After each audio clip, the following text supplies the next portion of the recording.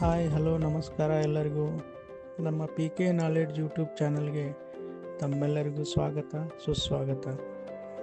ನಾನು ಹೇಳಲು ಹೊರಟಿರುವ ವಿಷಯ ಏನಪ್ಪ ಅಂದರೆ, ನಿಮಗೆಲ್ಲ ತಿಳಿದಿರುವಂತೆ ಇವತ್ತು ಅಂದರೆ 21/1/2025 ಇಡೀ ರಾಜ್ಯದ ತುಂಬ ಗಂಗಾ ಮತಸ್ಥ ಕುಲತಿಲಕ ನೇರ ನಿಷ್ಠುರ ವಚನಗಳಿಂದ ವಚನಕಾರರಲ್ಲಿ ಛಾಪು ಮೂಡಿಸಿದ ನಿಜ ಶರಣ ಅಂಬಿಗರ ಚೌಡಯ್ಯನವರ 904ನೇ ಜಯಂತಿಯನ್ನು ಆಚರಿಸುತ್ತಿದ್ದಾರೆ.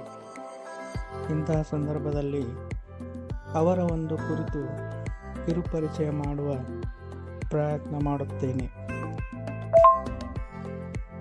ನಮ್ಮ ಈ ಕಥಾನಾಯಕ ನಿಜ ಶರಣ ಚೌಡಯ್ಯನವರು ಜನಿಸಿದ್ದು ನಮ್ಮ ಈ ಹಾವೇರಿ ಜಿಲ್ಲೆಯ ರಾಣೆಬೆನ್ನೂರು ತಾಲೂಕಿನ ತುಂಗಭದ್ರಾ ನದಿ ದಡದಲ್ಲಿರುವ ಚೌಡದಾನಪುರದಲ್ಲಿ. ಈ ಗ್ರಾಮಕ್ಕೆ ಆಗಿನ ಕಾಲದ ಗುತ್ತಲ ರಾಜನ ಆಳ್ವಿಕೆಯಲ್ಲಿ ಶಿವಪುರ ಎಂದು ಕರೆಯುತ್ತಿದ್ದರು.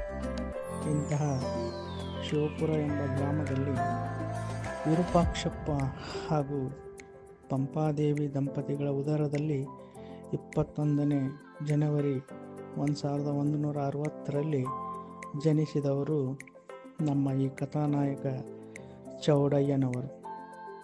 ಮುಂದೆ ಬೆಳೆದು ದೊಡ್ಡವರಾದ ಮೇಲೆ ನಮ್ಮ ಜಗದ್ಗುರು ಬಸವಣ್ಣನವರ ಪರಿಚಯವಾಗಿ ಅವರ ಗರಡಿಯಲ್ಲಿ ಪಳಗಿ ಬಸವಣ್ಣನವರಿಂದ ಪ್ರೇರೇಪಿತರಾಗಿದ್ದ ನಮ್ಮ ಚೌಡಯ್ಯನವರು ಶಿವಪುರಕ್ಕೆ ಮರಳಿ ಬರುತ್ತಾರೆ.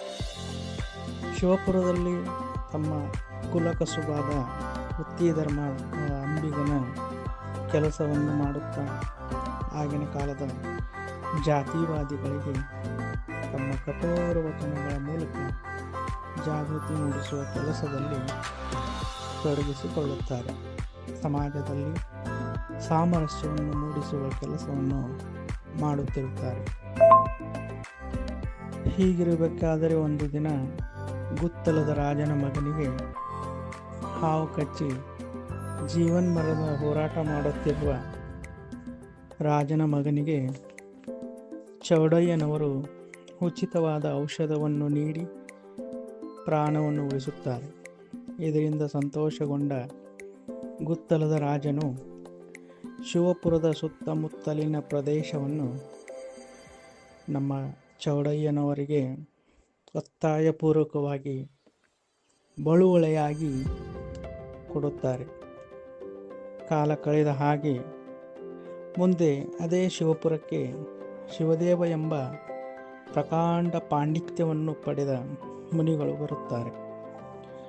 ಚೌಡಯ್ಯನವರು ಮುನಿಗಳು ತಮ್ಮ ಊರಿನಲ್ಲಿಯೇ ನೆಲೆ ನಿಲ್ಲಬೇಕೆಂದು ಪರಿಪರಿಯಾಗಿ ಬೇಡಿಕೊಂಡು ರಾಜನಿಂದ ಬಳುವಳಿಯಾಗಿ ಬಂದ ಎಲ್ಲ ಭೂಮಿಯನ್ನು ಶಿವದೇವ ಮುನಿಗಳಿಗೆ ದಾರೆ ಎರೆದು ಕೊಡುತ್ತಾರೆ.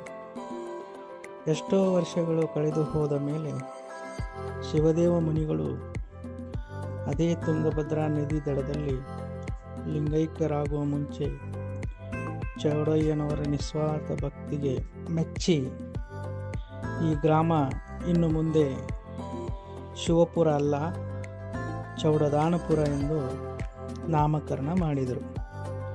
ಇದೇ ಈಗಿನ ಚೌಡದಾನಪುರ. ಆ ಮುನಿಗಳ ಗದ್ದಿಯೂ ಕೂಡ ಈಗಲೂ ಮುಕ್ತೇಶ್ವರ ದೇವಾಲಯದ ರೂಪದಲ್ಲಿದೆ. ಹೆಂಗಿದ್ರು ನೋಡ್ರಿಪ್ಪ ನಮ್ಮ ಚೌಡಯ್ಯನವರು. ಈಗ ನಾನು ನಿಮಗೆ ಕೊಟ್ಟಿರುವ ಮಾಹಿತಿ ಇಷ್ಟವಾದರೆ ಇಂತಹ ಮತ್ತಷ್ಟು ವಿಡಿಯೋಗಳನ್ನು ಮಾಡಲು ನಮ್ಮ ಈ ಚಾನಲನ್ನು ಲೈಕ್ ಮಾಡಿ, ಶೇರ್ ಮಾಡಿ ಹಾಗೂ ಕಾಮೆಂಟ್ ಮಾಡಲು ಮರೆಯಬೇಡಿ.